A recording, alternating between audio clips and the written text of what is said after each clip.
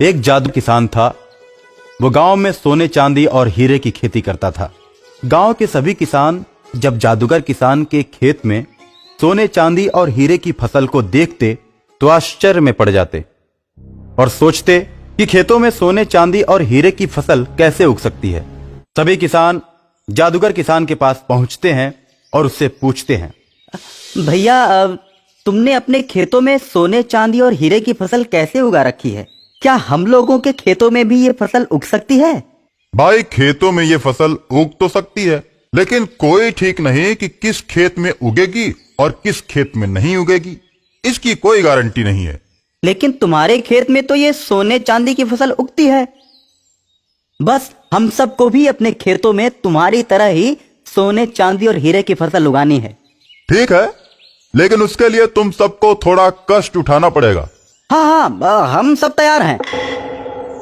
सभी किसान बिना सोचे समझे कि हम सबको कितना कष्ट होने वाला है, जादूगर किसान की हाँ में हाँ मिला देते हैं।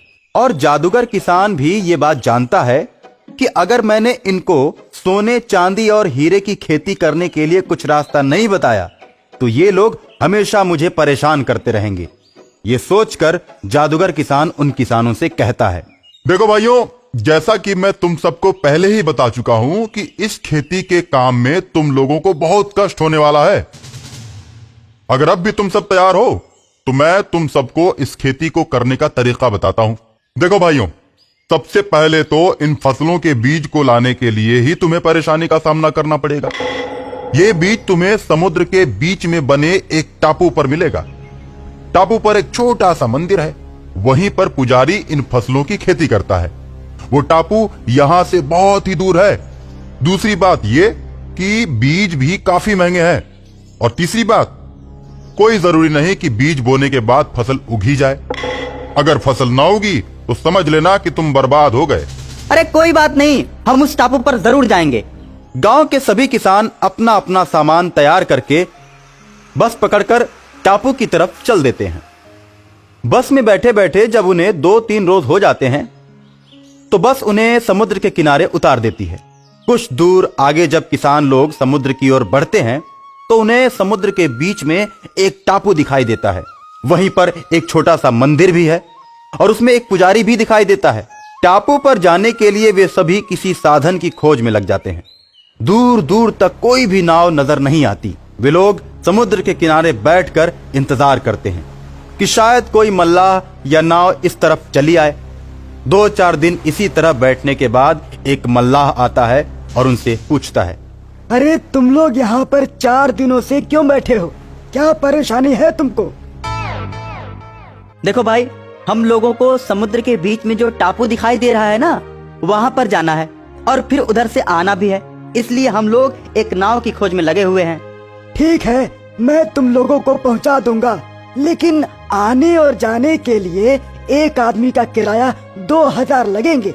अगर मंजूर हो तो बोलो, नाव लेकर आता हूँ, नहीं तो फिर जयराम जी की। मल्लाह की आवाज सुनकर सभी किसान एकदम से तैयार हो जाते हैं और मल्लाह नाव लेकर आता है। नाव में जब किसान सवार होते हैं तो मल्लाह पूछता है, भैया, तुम लोग उस टापू पर क्यों जा रहे हो? सभी किसान उस मल्लाह को पूरी बात बताते हैं तो मल्लाह उनसे कहता है, अरे वहाँ उस टापू पर ऐसी कोई बात नहीं है। तुम लोगों को किसी ने बेवकूफ बनाया है। सोने और चांदी की फसलें कहीं नहीं उगा करती। लगता है कि तुम सभी बहुत बड़े मूर्ख हो। किसान बोलते हैं, नहीं, सोने और चांदी की फसल हम अपनी आंखों से देख कर आए हैं। तुम बस हमें वहां पहुंचा दो। मल्लाह मन ही मन उन किसानों पर हंसते हुए उनको टापू के पास ले जाता है। टापू पर पहुंचने के बाद सभी किसान साधु बाबा से मिलते हैं और उनको सारी बात बताते हैं।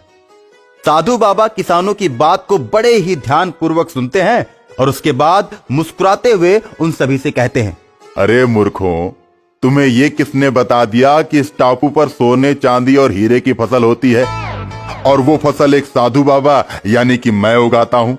सभी किसान निराश मन से अपने गांव की ओर चले आते हैं और मन ही मन जादूगर किसान पर क्रोधित हो जाते हैं और गांव आकर जादूगर किसान से मिलते हैं और उससे कहते हैं, अरे तुमने हम सबको बेवकूफ बनाया है।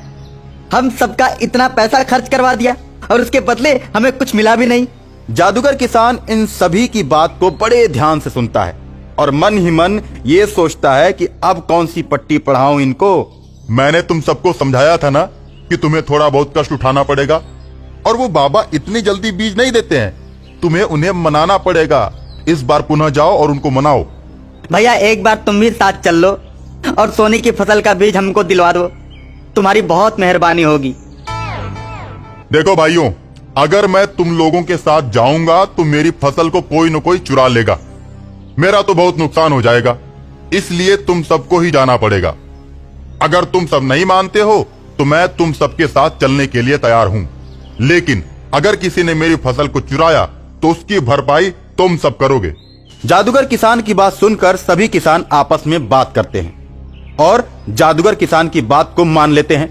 भाई, जितनी मेरी फसल है इतने मैं पूरे गांव को खरीद सकता हूं।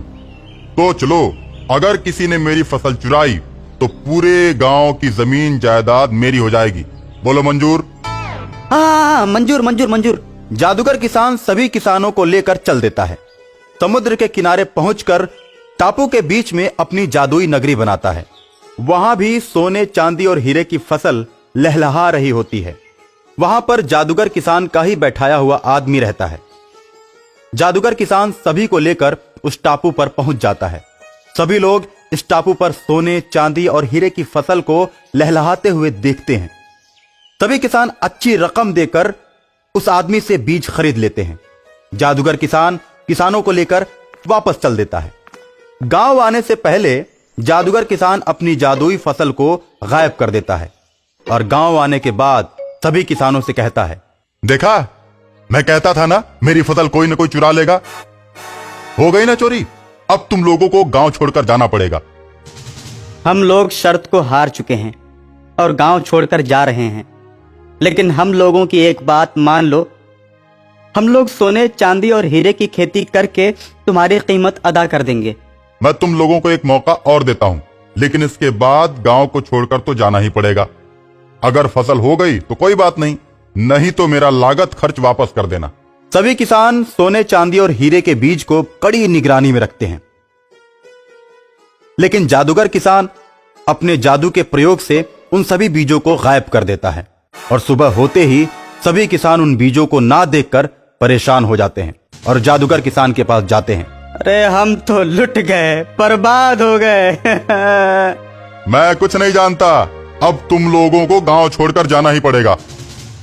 जादूगर किसान पूरे गांव पर कब्जा कर लेता है और सभी मूर्ख किसान गांव से कुछ दूरी पर जाकर बस जाते हैं और मजदूरी करने लगते हैं। जादूगर उनसे अपने खेतों में दिन भर काम करवाता है और बदले में थोड़ी बहुत मजदूरी दे देता है। इस प्रकार जादूगर मजे से रहने लगता है और सभी मूर्ख अपनी मूर्खता के कारण गरीब हो जाते हैं।